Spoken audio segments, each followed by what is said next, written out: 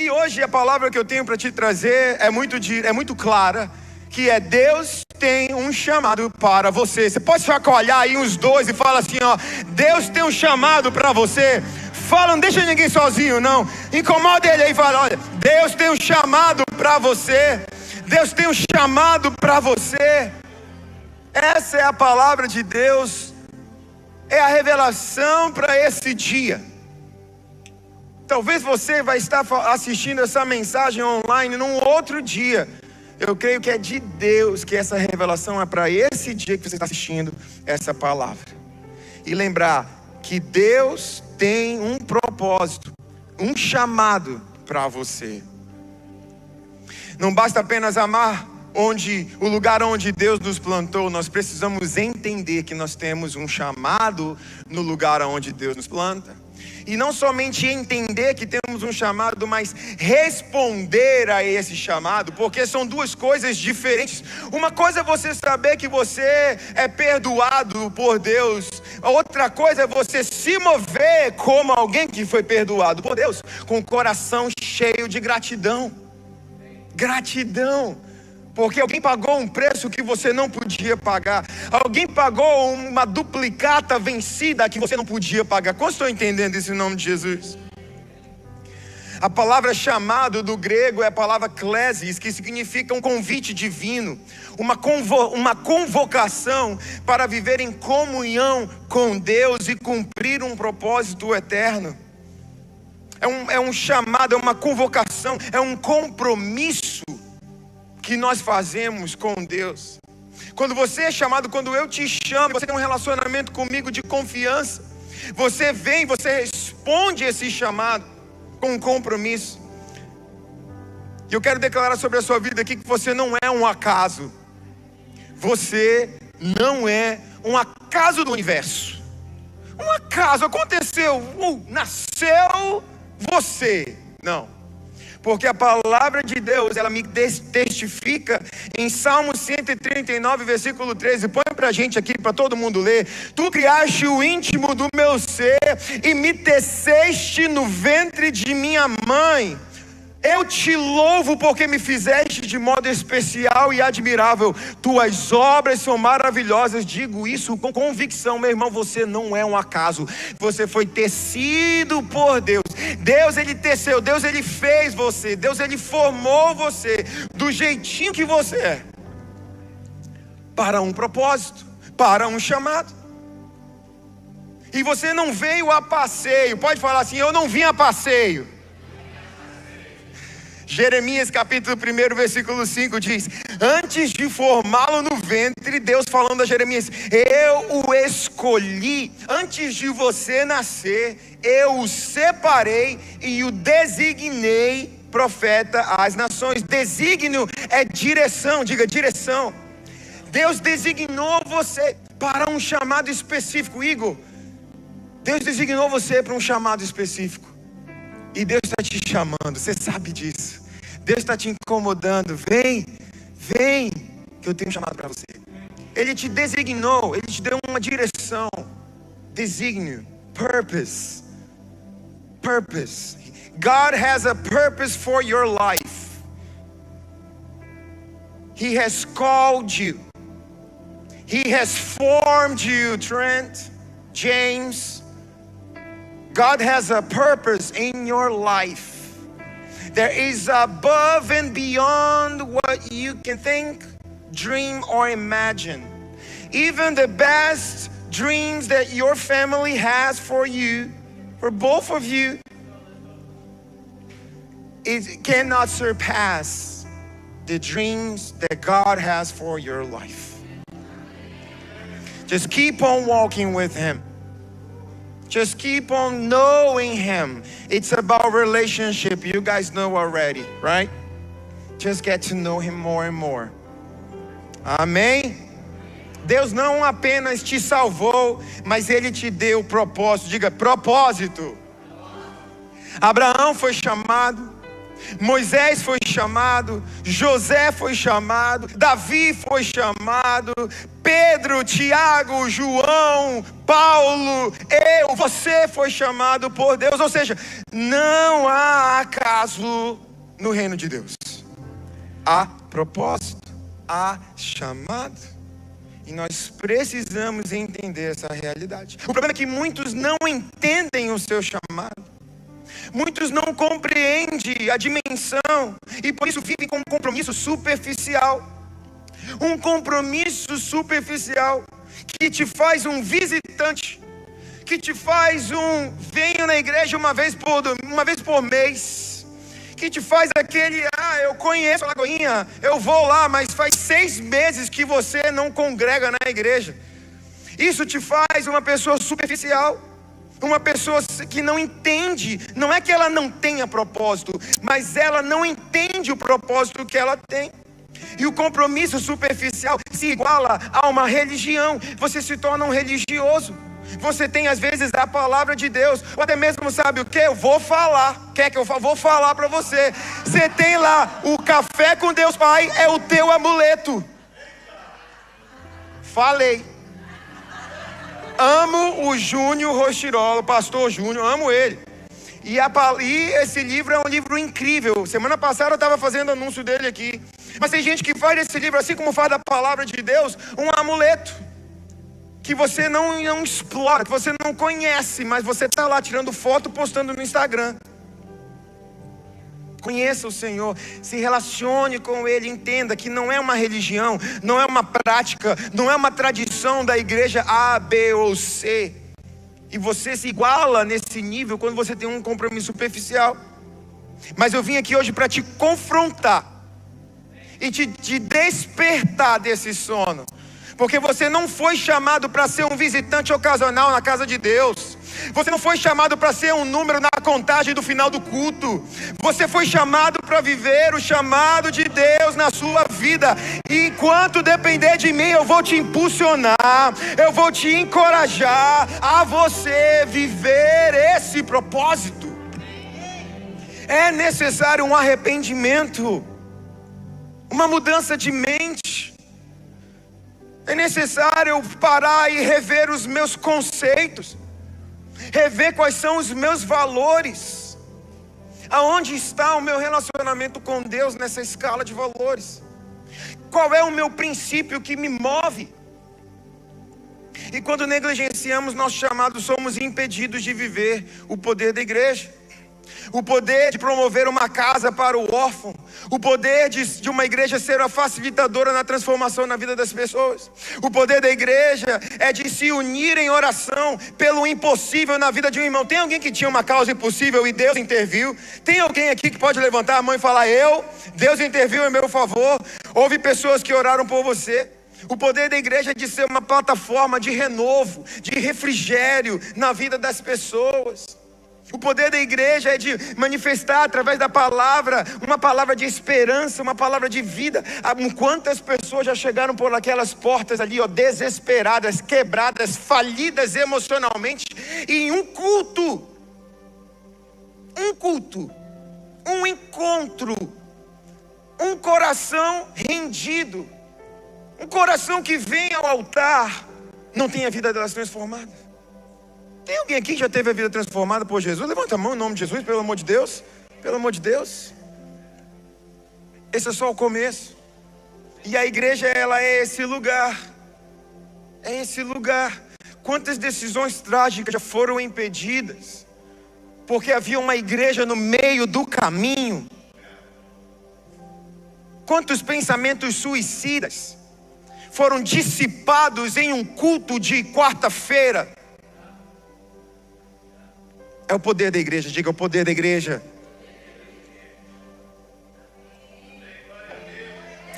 Estão aprendendo. É necessário entender algo. Entenda isso, anote isso no seu notes aí, no seu telefone. A imaturidade bloqueia o poder da igreja. A imaturidade bloqueia o poder da igreja. Muitos se pensam maduros, e você até é em determinadas áreas, mas há outras que faltam-lhe maturidade. Entenda que a imaturidade bloqueia o poder da igreja. Livro de Coríntios, 1 Coríntios capítulo 3, versículo 1. Irmãos, não lhes pude falar como a espirituais. Esse é o apóstolo Paulo falando à igreja de Corinto. Mas como a carnais, como a crianças em Cristo. Dei-lhes leite e não alimento sólido, pois vocês não estavam em condições de recebê-lo. De fato, vocês ainda não estão em condições, porque ainda são carnais. Porque visto que há inveja e divisão entre vocês, não estão sendo carnais e agindo como mundanos? Veja como a imaturidade nos leva a uma divisão dentro da igreja. E Paulo fala que quando há divisão entre os irmãos, é como se nós fôssemos mundanos, pessoas que se movem pela carne. E ele fala isso em versículo 4. Pois quando alguém diz: eu sou de Paulo, e outro: eu sou de Apolo, não estão sendo mundanos? Afinal de contas, quem é Apolo? Quem é Paulo? Paulo está falando a respeito de si mesmo. Apenas servos por meio dos quais vocês vieram a crer, conforme o ministério que o Senhor atribui a cada um. O que Paulo está falando? Que há pessoas que se movem de igreja para igreja por conta de uma preferência de alguém, quando na verdade você devia se perguntar: Deus, é aqui que o Senhor me quer? Deus, é lá no outro lugar aonde o Senhor me quer? Pai, me dá direção. Espírito Santo, fala comigo e me mostra o propósito, que não seja por homens, que não seja pelo pastor Paulo. Eu quero te falar algo aqui: não fique aqui por minha conta. Esteja em Lagoinha, Miami, porque Deus te chamou para essa cidade, amém?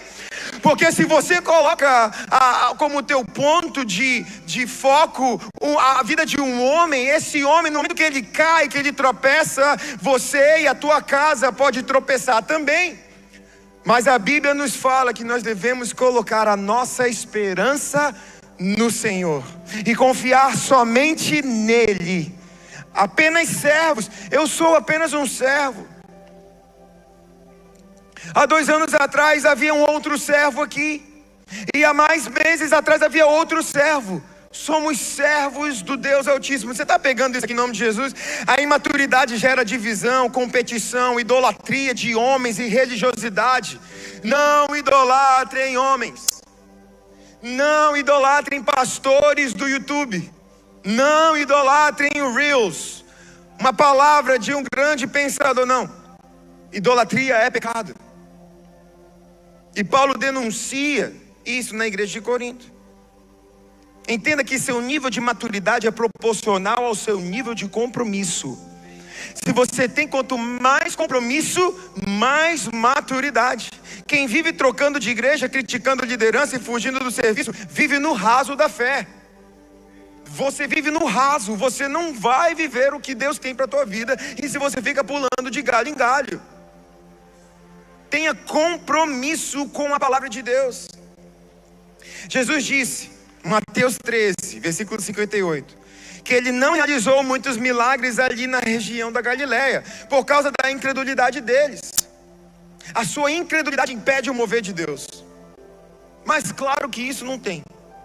A sua incredulidade, ela impede o mover de Deus. Você está comigo aqui? É como permanecer criança quando já devia ser adulto. É viver no básico da fé. É depender dos outros para tudo. Você, em vez de você orar, você pede para os outros orarem por você. Nada de errado nisso. Nada de errado. A gente precisa. Às vezes eu falo assim: Pastor Silvão, ora por mim. Pastor Silvão, ora por mim. Esses dias mesmo, uma irmã aqui, a mãe da Mari, ali, voltou para o Brasil. Ela é pastora no Brasil. Eu orei por ela, abençoei a ida dela. Eu pedi: irmã, você pode orar por mim? A gente precisa, sim. Mas a nossa esperança não está na oração do outro. Eu também sei orar, você precisa saber orar com firmeza. E o imaturo é facilmente ofendido. Vou falar.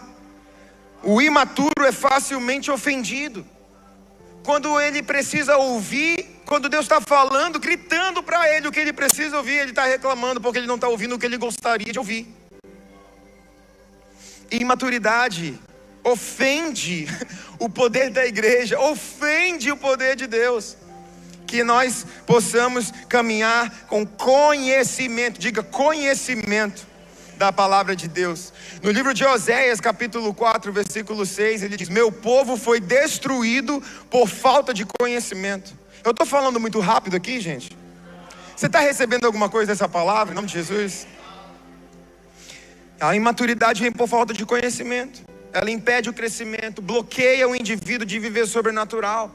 Por isso que eu falo, gente, faça a sua inscrição hoje no Carisma. Se você pode dedicar 9 meses, são 9 meses que você vai se dedicar. Eu te garanto que o conhecimento dado aqui nessa igreja, através do seminário Carisma Miami, vai transformar a sua vida, vai impulsionar você no propósito que Deus tem para você. Dedique esse tempo. Não há crescimento sem esforço. Não tem como você crescer se não houver esforço, se não houver renúncias. Não perca essa oportunidade. Isso não está no meu script, eu estou falando porque é revelação de Deus para a sua vida. Busque crescimento. Amém? Segundo ponto, o compromisso com a igreja revela o amor de Deus. O seu compromisso com a igreja revela o seu amor por Deus. Efésios 5, 25. Paulo ele fala para a igreja de Éfeso falando assim, ó, maridos, tem maridos aqui? Ouça essa palavra aqui, reveladora para a sua vida. Maridos, ame cada um a sua mulher, assim como Cristo amou a igreja e entregou-se por ela. Você tem se entregado pela sua mulher? Você tem amado a sua mulher, assim como Cristo amou a igreja? O ponto aqui é que como eu dizer que amo a Cristo e não amo a sua igreja? Quando eu passo a amar alguém, eu estou disposto a amar quem essa pessoa ama. Quando eu comecei a conhecer a pastora Juju, e a gente começou a caminhar juntos, comecei a ter um amor por ela, eu comecei a me interessar pelas pessoas, a amar e respeitar as mesmas pessoas que ela ama. Então dizer que ama a Deus e não ama a igreja é um engano. É um engano. E tem muita gente aí falando que prefere estar em casa, mas ama a Deus. Se você ama a Deus, você ama a igreja de Deus. Vou até beber uma água agora.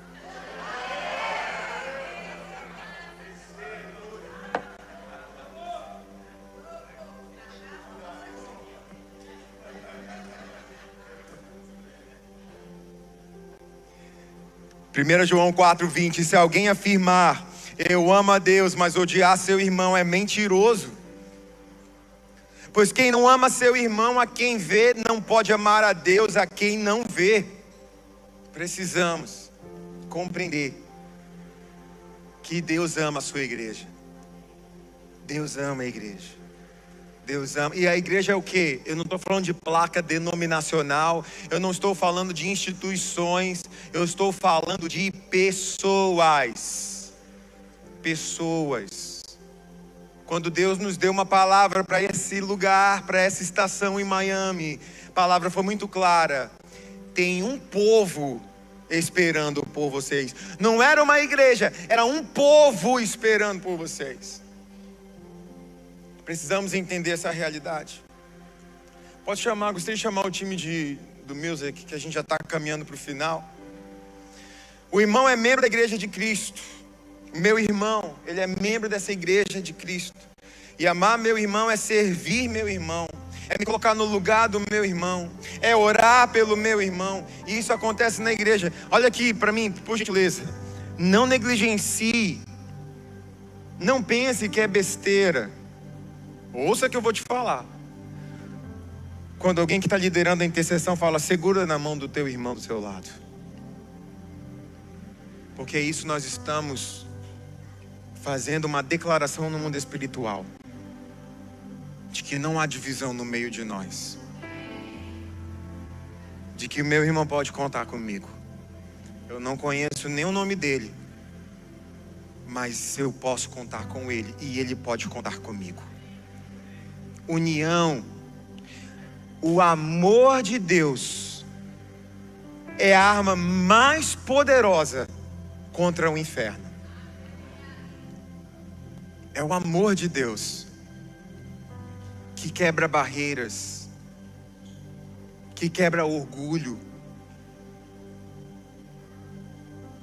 que rompe com a falência, com a comparação, elimina a comparação, porque você percebe, você entende que você é amado. Você não é um título que lhe deram, você não é um diploma na sua parede, você não é a carreira que você construiu, você é um filho amado de Deus. Não negligencie o poder da união. E por último, meu compromisso com a igreja me leva a viver o sobrenatural de Deus. Entenda isso. Atos capítulo 2, a igreja tinha acabado de nascer. Pedro havia acabado de dar o seu primeiro sermão. E aqui é um relato do que veio a acontecer nos dias seguintes. E a palavra diz assim, Atos capítulo 2, versículo 42, estou caminhando para o final. Eles se dedicavam ao ensino dos apóstolos e à comunhão, ao partir do pão e às orações. Todos estavam cheios de temor e muitas maravilhas e sinais eram feitos pelos apóstolos. Os que criam mantinham-se unidos e tinham tudo em comum, vendendo suas propriedades e bens, distribuíam a cada um conforme a sua necessidade.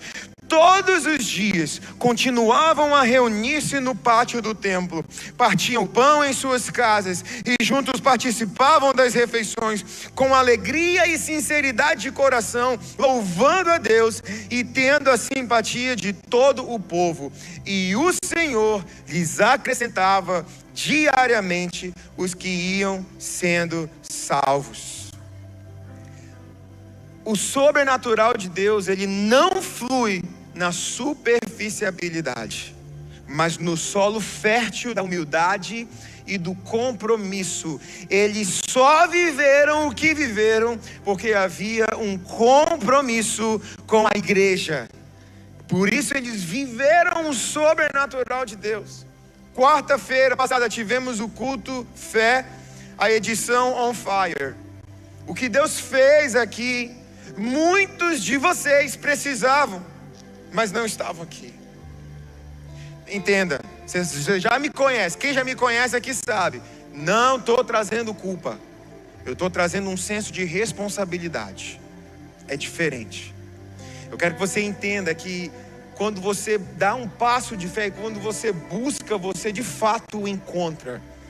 Quando você pede, você de fato recebe. Quando você bate na porta, você de fato tem uma porta sendo aberta para você. Mas é necessário compromisso com a sua igreja local.